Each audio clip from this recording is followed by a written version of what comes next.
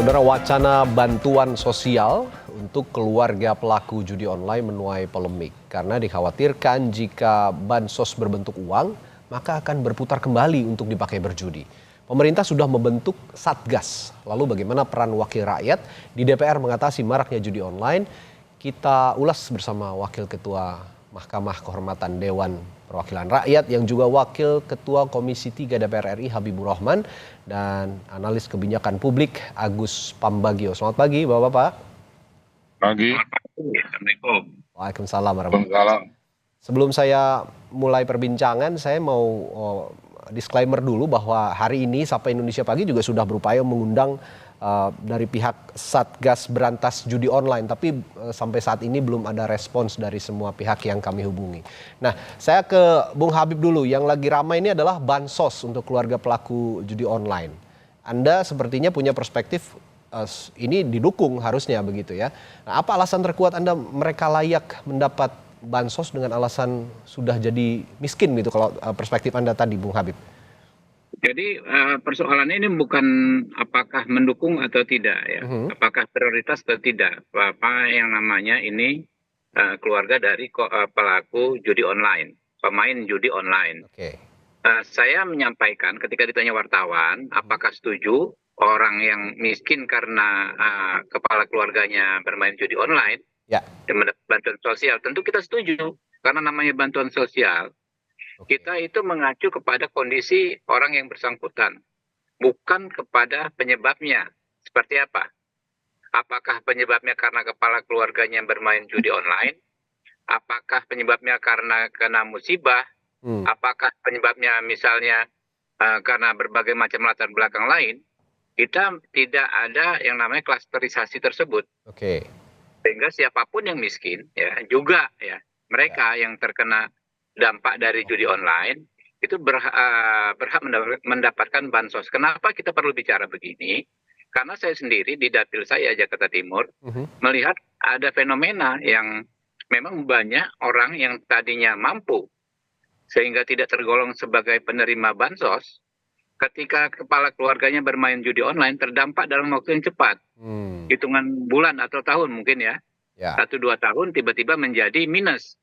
Ya, menjadi yang tadinya punya rumah misalnya 200 meter dijual, dia tinggal di bedengan, sehingga memang dia memerlukan, dan itu kan harus diupdate data-data penerima bantuan sosial itu. Jadi bukan dalam konteks ini korban judi online secara khusus akan mendapatkan bansos. Justru saya ingin menegakkan prinsip non diskriminasi dalam pemberian yang namanya bantuan sosial ini. Siapapun yang miskin ya, apapun latar belakangnya, berhak mendapatkan. Itu yang saya sampaikan. Oke. Ini jadi saya luruskan ya. Jadi bukan semata-mata bansos ini diberikan untuk para korban judi online, tapi semua orang miskin. Itu pendapat saya. Ya. Itu pendapat saya. Kalau pendapat Pak Muhajir minta tolong ditanyakan kepada beliau. Ya, berarti semua orang miskin yang salah satunya juga mungkin merupakan korban dari judi online, itu semua harus dibantu begitu kira-kira ya Bung Habib. Tapi kalau saya ingin minta perspektif Anda juga.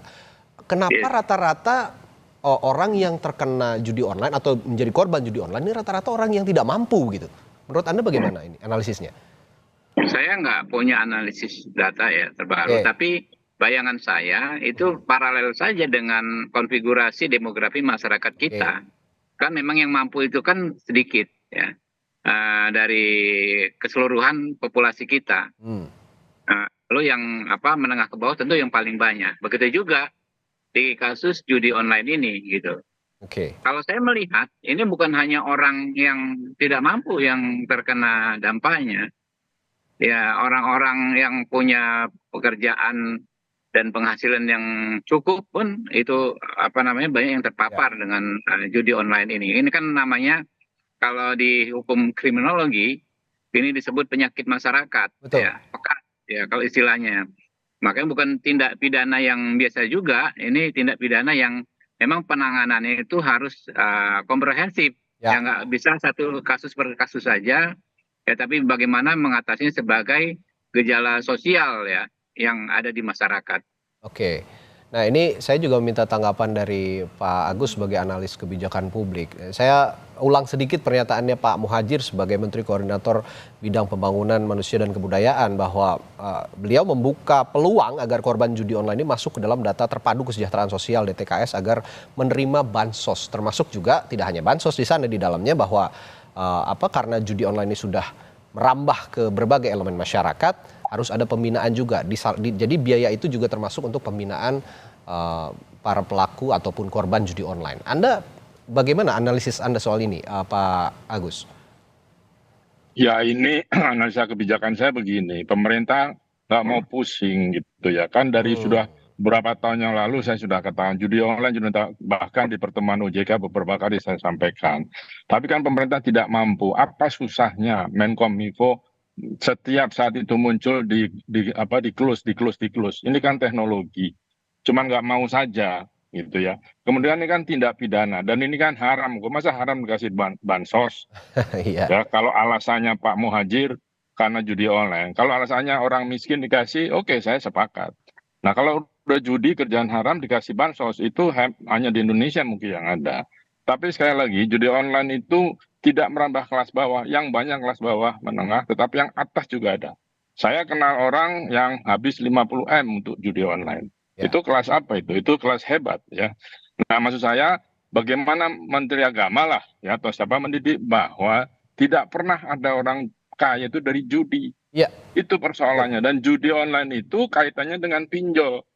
Anda main judi online 2-3 kali menang. Setelah itu Anda boros, ditawanilah pinjol. Disitulah lingkaran setan yang harus diberantas. Polisi Anda ingat waktu kasus Sambo kan sempat berhenti. Sekarang sudah muncul lagi. Nah, semacam ini sudah jelas kok. Ada di mana siapa yang harus berhak. Ini pidana ya tutup, tangkap orangnya. Karena uangnya tidak ada di sini, uangnya di luar. Anda lihat kasus, misalnya kasus judi di luar negeri, kan sudah mulai bangkrut. Ya. Nah, saya khawatir itu bandar-bandarnya itulah yang main sekarang di sini. Ya kan di Mako itu sudah yang besar-besar sudah tutup. Ya. Nah, itu kan pihak cybercrime, pihak polisi yang lainnya dan juga Kominfo itu bertanggung jawab penuh. Kenapa tidak bisa kebijakan yang dilakukan hal itu? Bisa, kita harus berkelahi dengan Google, ya berkelahilah gitu. Itu yang harus kita sampaikan gitu. Ya nggak ada masa judi online terus kasih bansos. Bansos itu datanya saja masih amburadul. Tambah bagaimana bisa membuktikan bahwa Anda korban judi? Ya, bagaimana Anda korban judi? Kan tidak bisa. Ya, satgas judi. Anda tahu ada satgas pungli, jalan nggak itu? Jadi ya sama, nanti banyak satgas tapi ujung-ujungnya nggak jalan juga gitu ya? Ya itu tempat orang cari kerja aja. Ya. Saya pernah masuk di angkatan judi satgas pungli yang pertama karena tidak ada kerjanya saya resign. Jadi ini pura-pura aja. Oke. Waktu itu kan ketuanya Menkominfo kalau Menko Polkam kalau judi pungli. Nah ini saya nggak tahu siapa. Orang cari kerjaan aja nanti. Ya, tapi soal bansos ini yang dikhawatirkan juga malah nanti akan diputarkan untuk pelaku judi online ini melakukan hal yang sama. Anda juga punya pemikiran itu? Ya bisa saja. Sekarang pun dapat bansos bukan buat makan, buat beli rokok kan? Iya. Sama tuh. Ya, kurang lebih seperti itulah analoginya begitu ya? Iya, jadi itu kurang kerjaan aja menetapkan korban judi terus Pak Muhadjir kurang kerjaan. Kurang kerjaan. Ya kalau saya juga belum paham betul apa sebenarnya tujuan Pak Muhadjir memunculkan ini, dan sekali lagi kami berusaha untuk menghadirkan Satgas Judi Online yang juga diketuai oleh Pak Muhadjir tapi belum bersedia untuk hadir. Tapi begini Pak Agus, apa sih sebenarnya faktor yang menurut Anda lihat begitu ya membuat masyarakat ini sepertinya mudah terjerat judi online? Tapi kalau bicara judi bukan hanya judi online, judi yang konvensional saja masyarakat kita sangat mudah sekali, dan sepertinya Southeast Asia terutama Indonesia ini jadi pasar besar judi begitu, terutama judi online. Ya begini sekarang. Loh, kalau judi online pemerintah tidak dapat pajak, oke? Haramnya sama. Kenapa tidak dibikin saja pusat judi? Malaysia bikin, di Mesir dilegalkan saja begitu ya, Pak Agus? Ya, sepertinya ada kendala komunikasi dengan analis kebijakan publik Agus Pambagio. Ini tadi saya sempat menangkap sedikit apa yang dibicarakan oleh Pak Agus. daripada sembunyi-sembunyi Kan merasa terganggu. Ya, kita Itu sudah sama. tersambung kembali. Gitu. Ya, Pak Agus, mohon maaf tadi sempat terputus komunikasinya mungkin karena ada kendala di komunikasi. Bisa diulang apa perspektif Anda soal itu? Ke depan. Ya itu tadi, pasti tadi ngomong, oh ya judi online. Karena Ya. kan judi itu sama-sama haram. Ya. Kalau judi online pemerintah tidak dapat pajak. Pajak, oke. Jadi sudah disahkan saja. Toh di Mesir, di Malaysia itu ada tempat judi. Dan pemerintah dapat tuh. Sekalian ya, saya tidak bicara agama ya. Ya. Nah, jadi sekalian, kalau tidak ya segera dibasmi. Masa Menkominfo nggak bisa, masa cybercrime nggak bisa, masa polisi nggak bisa. Oke. Itu saja. Oke, jadi kalau saya tangkap ya bukan berarti melegalkan, tapi berikan saja segmennya terhadap orang-orang yang memang punya uang, Berjudi, punya mampu gitu untuk berjudi, dan pusatnya itu tidak mudah untuk diakses seperti kalau di Malaysia Anda mencontohkan tadi ada genting ya, lalu di Makau juga akan ada kawasan khusus untuk berjudi. Di Mesir aja ada banyak. Mesir aja bahkan yang negara Muslim begitu lah, boleh katakan. Malaysia juga negara Muslim. Ini bukan bicara hal haram begitu ya. Jadi banyak. Iya, jadi maksud saya kan dulu Bang Ali buka banyak kasino buat bangun Jakarta. Kita sekali lagi, saya tidak bicara agama ya, saya bukan ulama. Nah, maksud saya kalau memang pemerintah tidak sanggup membasmi judi online dan pinjol, kan itu jadi satu. Ya itu sudah, legalkan saja. Terserah mau taruh di pulau terpencil sana, tapi yang akan ke sana pasti bukan orang miskin. Gitu loh. Oke, yang pasti bukan orang miskin, ini yang perspektif yang harus ditangkap, karena memang aksesnya tidak mudah sekali, tidak mudah didapat. Dan tapi pemerintah dapat pajak misalnya 30%, kan bisa kaya itu. Ya. Nah, saya punya pandangan, saya juga ingin tahu pandangan dari Bung Habib soal apa yang diutarakan oleh Pak Agus Pambagio tadi. Bagaimana kalau ini disegmentasikan saja untuk orang-orang yang mampu untuk memang mau berjudi dan kawasannya tidak mudah diakses begitu, Pak Bung Habib? Ya, silakan saja. Setiap kebijakan kan itu harus dianalisa baik-baik lalu dibikin regulasinya. Kalau mengacu pada regulasi sekarang, pasal 303 KUHP, 303 PIS, pasal 27 Undang-Undang ITE kan masih terlarang namanya judi, baik menyelenggarakan, menawarkan permainan maupun bermainnya. Itu semuanya delik pidana. Sehingga kalau mau dirubah satu ketentuan, tentu kita perlu pengkajian yang mendalam, proses ya yang juga cukup panjang.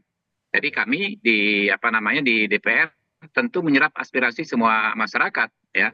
Seperti misalnya dari Pak Agus Pambagio ini tentu kita serap.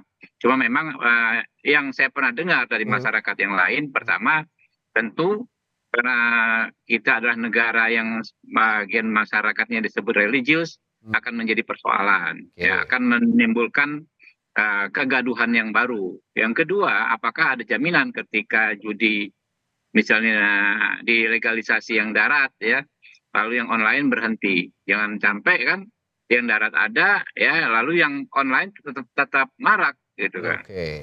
Nah, ini yang perlu kita antisipasi bersama-sama. Tapi namanya masukan dari masyarakat tentu kami akan serap dan kami akan pelajari semua.